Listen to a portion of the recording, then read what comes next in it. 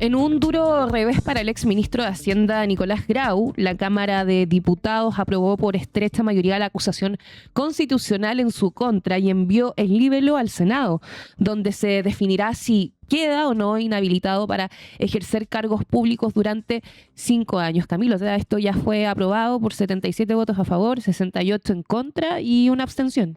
Sí. Se esperaba que fuera más. Para ser sincero, se hablaba de una diferencia de hasta 13 votos. En un inicio, la derecha, su idea era tratar de votar de la manera más cohesionada posible esta acusación constitucional. Finalmente no lo logran. Zozobran en esa tarea. Lo hacen como por 9 votos y todo muy influido también por una serie de diputados que no estaban presentes, que digamos hubiesen repartido en general de lado y lado. Me parece que eran algo así como 9 las inasistencias que finalmente ocurrieron en esta votación. Hubo diputados del mundo de RN y también uno del PDG que se descuadró, digamos, con la lógica de aprobar esta acusación constitucional. Sin embargo, este era un escenario que se preveía. Ayer el exministro Grau dio una conferencia de prensa en la que se mostró más bien llano a que, bueno, esto era algo que se veía venir. Nosotros ahora nos vamos tranquilos al Senado. Sabemos que ahí en general el escenario es más propicio y se ve más confiado. Es algo que yo he notado. Ayer, por ejemplo, veía un video de Pepe Out. No recuerdo si era Radio El Conquistador o Radio Agricultura, pero en el que Pepe Out decía que esto no tenía posibilidad de avanzar en el Senado, que lo que va a ocurrir, me parece que ya la próxima semana empieza el análisis de este libelo, de esta acusación constitucional. En el Senado, ¿por qué? Porque en el Senado está empatado y si hay en el fondo personas que se muestren reticentes a votar a favor de esto, ya desequilibra totalmente lo que podría ocurrir en la Cámara Alta. Tengo entendido que si esta acusación es aprobada en la Cámara del Senado, Grau va a quedar inhabilitado para ejercer funciones públicas durante 5 años. 5 años. Y es la máxima consecuencia política que podría tener un funcionario en este mecanismo. Sí, a mí me daba un poco de... ¿cómo decirlo? El sentimiento que... Porque estaba Patricio Zapata en el inicio, en verdad veía la acusación a ratos, veía qué diputado estaba hablando, en fin. Fue una sesión que en verdad no se alargó mucho, más o menos lo que regularmente ocurre con las acusaciones constitucionales, pese a que la defensa del exministro Grau había invocado la cuestión previa. Eso fue también rechazado y se procedió, digamos, a la votación del texto en sí. Me daba una suerte de pena lo que ocurría con Patricio Zapata, que es el abogado de Grau, porque él como que poco menos que rogándole a los diputados, por favor, tomen conciencia. Ustedes tienen en sus manos la posibilidad como de cambiar la historia, de que esto no siga avanzando, de que esta proliferación de acusaciones constitucionales no gatille lo que se puede pensar como un efecto dominó, una escalada de acusaciones constitucionales de lado y lado, que lo único que hace es enlodar y volver a la política algo mucho más lejano. Esto está medido por las encuestas. Las encuestas el fin de semana mostraban que la acusación constitucional contra Grau se ve más que nada como una maniobra política, no como algo o búsqueda de justicia ni nada por el estilo, lo que evidentemente es un problema porque muestra tanto a parlamentarios oficialistas y de oposición entroncados en una disputa que finalmente se ve como mezquina, como algo que en verdad no están tratando los temas importantes en esto. Porque entonces... sí, justamente, ayer justamente en redes sociales vimos que estaban discutiendo durante horas en la Cámara de Diputados y Diputadas la acusación contra Grau mientras pasó, no sé si viste la noticia, Camilo, del niño de 12 años que fue lamentablemente, ¿cómo se podría decir? Víctima de la... fue víctima de violencia arrastrado por un auto. Sí. Y justamente eso debería estar discutiendo la misma Cámara, no una acusación constitucional. Y justamente ayer sale el Consejo Fiscal Autónomo, desestima inconsistencia en proyecciones de la deuda del gobierno anterior. Entonces, con todo esto en mano, por supuesto, uno podría entender quizás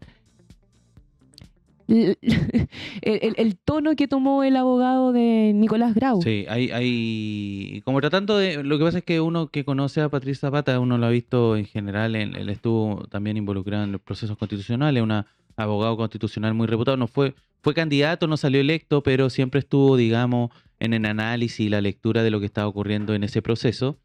Y Patricio Zapata siempre ha sido alguien como que trata de salvar la institucionalidad. Esa es como la... Tiene un libro también muy interesante respecto a esto que se llama La Casa de Todos, refiriéndose justamente a la Constitución.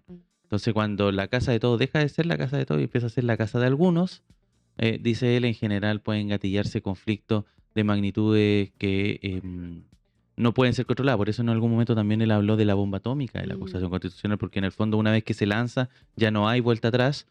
Él dice que existen facultades, efectivamente, de diputado de presentar una acusación constitucional, pero es deber de la Cámara de Diputados el ver si esto puede seguir escalando o no. Y ese fue el llamado que hizo, un llamado que evidentemente fue desoído por la mayoría oficialista y bueno, también de este mundo del PDG, del Partido de la Gente. Y a propósito, también noticia, no sé si lo alcanzaron a ver, pero un cuarto integrante de lo que ocurrió con este niño de 12 años en San Bernardo fue también detenido. Y fue detenido porque su padrastro lo entregó. Sí, vi la noticia Eso no sé si en el de Clinic. O sea, sí. no lo comentamos, pero lo vi en el celular entre Sí, medio. ocurrió o se conoció esta mañana. El padrastro lo llevó básicamente a la comisaría a entregarse Lo porque entregó. se enteró de lo que estaba ocurriendo. Ahí estamos viendo, esto es de Bio, si no me equivoco, la noticia acá de cuarto involucrado en asesinato de niño de 12 años en Encerrona, lo entregó su padrastro. Es bien lamentable y bien triste. Hay el detalle de cómo ocurrió esto, porque ellos venían de lo que se denomina un tour delictual, venían de asaltar una bencinera y todo esto, y esto era uno más de sus delitos, y terminó en una tragedia que evidentemente todo el mundo está lamentando, y que en lo político, y eso también es interesante, porque en el fondo la conversación de la acusación constitucional es finalmente hablar del desprestigio que tiene la política. En lo político esto se está prestando para llamados que evidentemente están fuera de la caja. Están diciendo, bueno, si tenemos militares en el sur, ¿por qué no tenemos militares en Santiago? Para que estas cosas dejen de ocurrir. Aparece el hambre por la militarización también de esta zona cuando ocurren hechos de este tipo, que finalmente son utilizados políticamente para enarbolar banderas que tal vez no están puestas sobre la mesa. Hay que decirlo por parte del Partido Republicano. Yo vi esa diputada que hizo las declaraciones. Me parece que París y también el mundo de París está como en esa. Entonces, en el fondo es tratar de llamar a la cordura y cosas que finalmente no hubiese cambiado nada. Si eso es lo que uno piensa y medita al respecto de este tipo de cosas. Porque esto no son cosas respecto al crimen organizado. Son muchachos que están evidentemente perdido en lo que es su vida, ¿cierto? Que ven en la delincuencia oportunidades mucho más grandes que las que le ofrece la sociedad.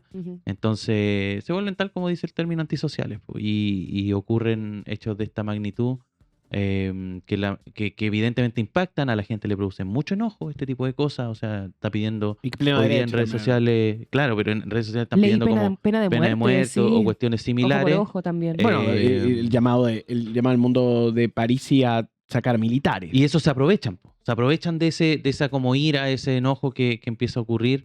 Oye, igual heavy cómo se va construyendo, o más bien fomentando esta narrativa que venía empujando el mundo de Kast. Hablo precisamente desde hace años, hace 4 campañas presidenciales. Creo que está como en un éxtasis, porque va a poder, yo creo que en algún momento, esta es mi hipótesis, puede ser real, puede que usted esté en desacuerdo, pero en un tiempo más puede que esté tan condicionado el contexto social que va a poder sacar a los militares a la calle, va a tener control sobre ciertas zonas barriales. Ahora estamos viendo justamente esta nueva política pública social que sacó Kast, que va a ser un proceso de selección ahora por mérito en las escuelas. Claro. Entonces creo que está en un éxtasis. En una cultura, hay una Es cultura. que yo creo que eso es como, ¿se acuerdan esta campaña de votación de los procesos constitucionales, como fue la campaña también del Partido Republicano, muy centrada en delitos de esta magnitud? Bueno, lo mismo ocurre también con, como que está volviendo ese ambiente, Sí. y eso tal vez es peligroso, porque en campaña, claro, se ocupa políticamente, pero ya cuando están en el gobierno y tienen que tomar decisiones, eso se ve complejo. Además que, y digámoslo también, la salida de militares a las calles no necesariamente asegura que vayan a mejorar las cosas. O sea, hay militares desplegados en la frontera y en la zanja le construyeron un puente al puente. presidente. Claro. Con sacos. Entonces, y hubo maquinaria trabajando ahí para la construcción de ese puente, no para necesariamente el paso de migrantes de un lado al otro, sino que más bien de vehículos.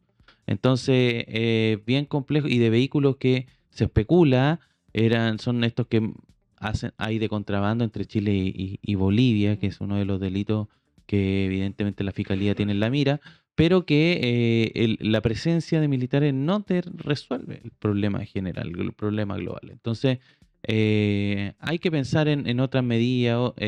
Tampoco lo que ocurrió con este menor de 12 años, no se resuelve con el registro de vándalos. Entonces, no son cosas que en el fondo son más profundas y tienen que atacarse. Estaban hablando hoy día en la mañana con la Fundación contra la Pobreza y me parece que hay ahí un acento del que se está obviando, que no se termina por resolver y formar parte de esto. El tema de los niños haitianos también forma parte de esto. O sea, ayer hablamos con William Pierre, de uno de los voceros no recuerdo si era Pierre William o William Pierre, pero es William Pierre, el vocero de la comunidad haitiana, que ha estado en distintos medios dando su presentación, y era impresionante también cómo él también plantea cómo este caso se prestó para como relevantar discursos de odio Ujú. y cuestiones que por ahí la comunidad haitiana, al menos esta comunidad en lo particular,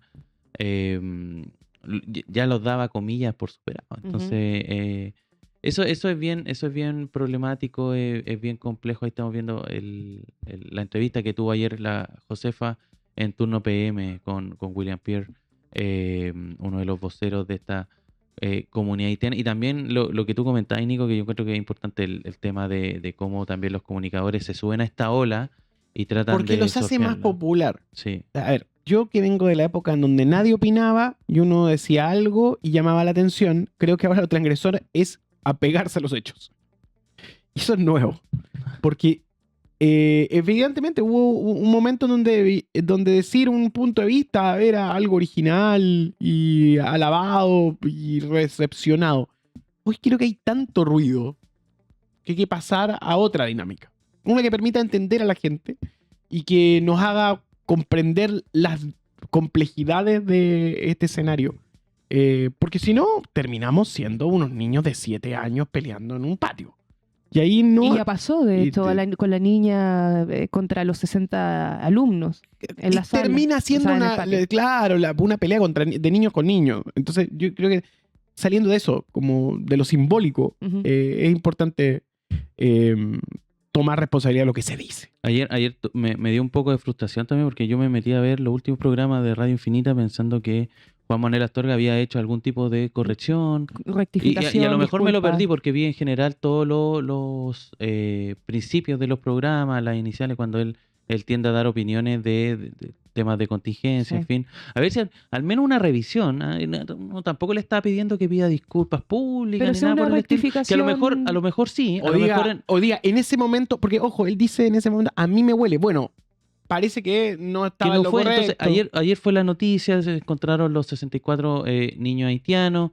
Hoy día hay otra minuta que está circulando, lo está sacando Lely Ayala y está apuntando más bien a la dimensión de los papeles de estos niños haitianos y si contaban con eso, y está tratando de culpar fundamentalmente al ex director de Migraciones, Luis Taller. Pero es otra Que conversación. ahí hay un tema de fe. O sea, lo que a mí me da la impresión es que si él llega a ser en esa línea, por el tema de la reunificación familiar, el tipo al no tener los papeles que te dan desde Haití, eso es lo que parece ser que uno configura en el relato. Hay buena fe, po, weón. Claro. ¿Cachai? No es que el tipo quería traficar niños. No me da, po, weón. ¿Y qué es lo que...? Porque es 64. Y eso está 64. demostrado. O sea, está la PDI diciéndote que aquí no hay trata de personas, está el Ministerio Público, Mm. el mismo informe de Contraloría finalmente lo determina, lo dijo ayer la ministra Ujú. de Desarrollo Social, que está a cargo de esta investigación, que le tocó como coordinar todo. Y es curioso porque ayer, por ejemplo, el mismo William Pierre decía, habla de comunicadores en términos generales, pero uno finalmente igual deduce que se refería, entre otros, seguramente a Juan Manuel Astorga, y cómo él dio por hecho un montón de cosas que tienen que ver con los niños. Porque si tiene que ver con Luis Taller, ya es que parte del conflicto político, la conversación que podemos hacer, pero cuando empieza a asumir cosas de los niños, es impresionante cómo también Estigmatiza claro, también a la comunidad. William Pierre lo encaraba, decía, pero ¿qué fuentes tenía él? ¿Él tenía acaso alguna denuncia? ¿Tenía conocimiento de denuncia? ¿Él contó con la carpeta investigativa de fiscalía? ¿Él tuvo alguna base para hacer las declaraciones que hizo? Y a todas luces no las tuvo porque lo que ocurrió finalmente es que se encontraron esos niños. Entonces, Están escolarizados en buenas condiciones. entonces a mí me llama mucho la atención que un periodista de la trayectoria de Juan Manuel Astorga, alguien que es conductor de noticias, que ha sido, no haya un mínimo de revisión a lo que dijo y algo que está comentando todo el mundo. Entonces eso es muy llamativo. A lo mejor lo hizo esta mañana y lo Puede estamos ser. estamos Claro. perdiendo o a lo mejor lo dijo entre medio de alguna noticia que yo no alcancé y pido disculpas si es que no él hizo alguna revisión de sus dichos y aquí no lo estamos considerando. Pero hay que tener mucho ojo porque en el fondo existe la posibilidad también de los periodistas de retractarse, Por de supuesto. hacer esas O sea, correcciones. uno se manda cagada. Ah, Se no. manda cagada. Perdón que sea tan También nos informal, ha pero pasado nos también. ha pasado a Sí. todo el mundo. Pero. Y uno piensa a primera vista algo y después tiene que ir hacia atrás. ¿Cachai? Claro. Pero acá fue grave. Acá fue conspiranoico. Y yo creo que lo que afecta a nuestras sociedades es la cultura de la conspiración. Alimentamos esos relatos y eso termina afectando nuestra convivencia. ¿Qué era lo que decía ayer? Perdón, lo que ayer decía Reti, Mm. a propósito de sus incidentes con un stream. Decía una cosa bien interesante que finalmente si se me genera un escenario donde alguien me agrede, ¿quién se hace responsable? Claro, porque tú empiezas a alimentar.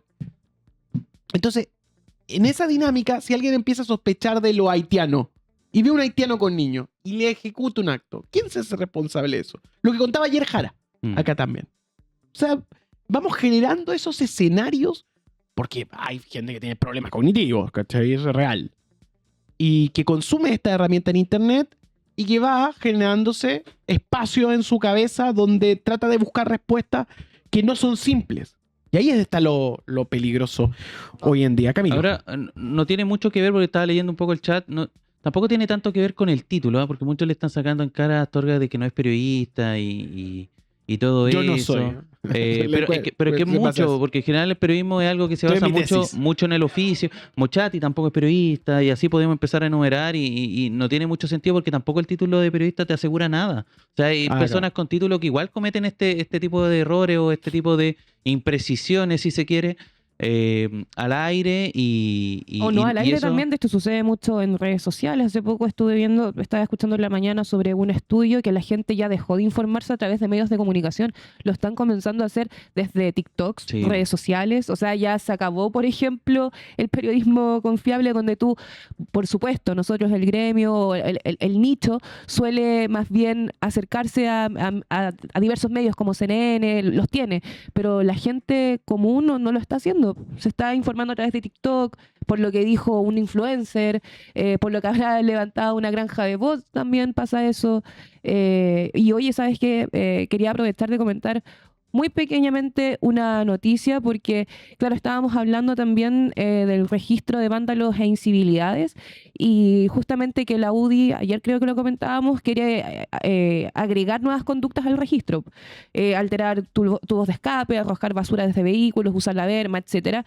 Y justamente, no sé si Nicolás, Camilo, vieron esta noticia el día de ayer, lo subió Fast Check, que un conductor ayer fue detenido por manejar a 264 Sí, kilómetros por hora en una sí. autopista y está vinculado a una de las familias accionistas controladoras de Entel. Y acá tú piensas, ¿aplica para esta persona el registro de vándalos e incivilidades? No, po. De hecho, ¿no es fácil? el tribunal lo protege porque prohibió la divulgación de su nombre. Eso y si tú divulgas su nombre, te vas preso. Es una Ujú. instrucción del tribunal que tiene a todos Ya, te quiero dar una mala noticia. al mundo de los medios de comunicación muy enojados. No, pero por supuesto hay un error, porque hay una distinta vara y una distinta aplicación.